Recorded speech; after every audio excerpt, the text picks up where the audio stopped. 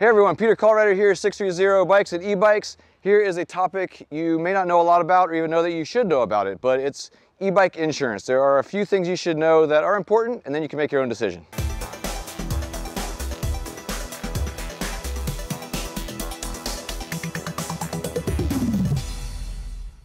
All right, so this is a really super exciting topic, bicycle insurance. Okay, so there's a few things you need to know.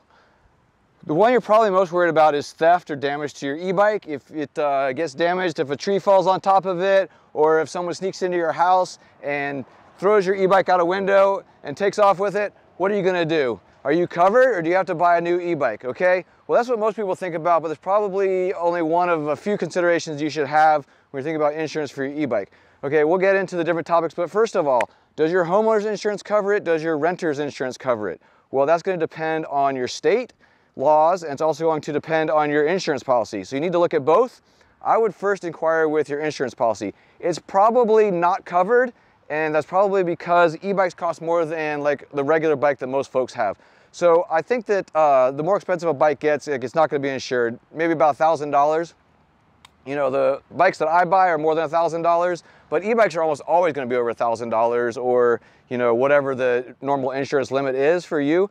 So you definitely want to check your renter's insurance and your homeowner's insurance if theft or loss is covered. The cool thing about those insurances though is that if it is covered, it's covered even if the bike isn't in your house. Like if you're outside you know, of the grocery store getting your candy bars, and then you come outside and your bike is gone, that's covered as long as, you know, the insurance covers it. Of course, you're going to have to talk to them, and they may have their own ideas. I don't know, you know. So anyway, theft and loss, that's one thing. Of course, if you crash the bike or do something, or you're out being silly one night and, you know, you do something dumb, that's gonna be on you. The insurance isn't gonna help you, obviously.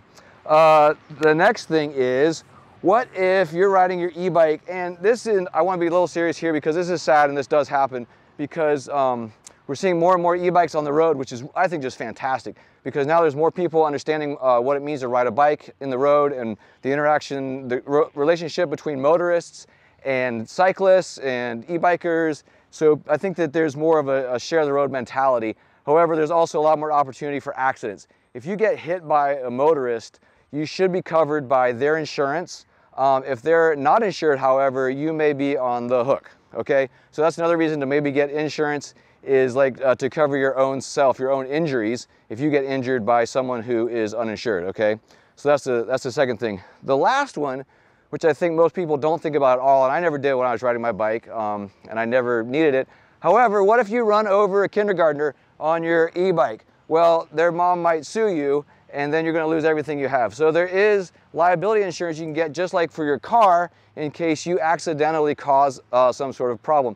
On an e-bike, that can happen because you may be going faster than you would normally under your own power. So you might want to also consider that about to, you know, especially if you are a person that has a lot of assets, you know, some do, some don't, but it may be worth it to get some sort of coverage that covers you in case you make a mistake and injure somebody or cause some sort of damage on your own. So basically, insurance probably does not cover your e-bike because it costs too much, because it's more expensive than what it would normally be a normal bicycle. So check with your renter's policy. You may want to also check your state laws to see if the e-bike qualifies as a bicycle or as some other sort of vehicle. And then consider loss and damage to the bike, also injury to yourself. And then lastly, you know, if you want to protect yourself against your own actions in causing loss or damage to someone else.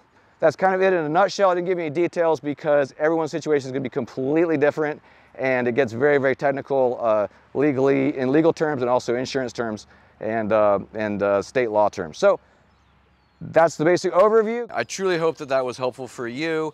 If you liked it, please do like it and hit subscribe. It helps grow our channel.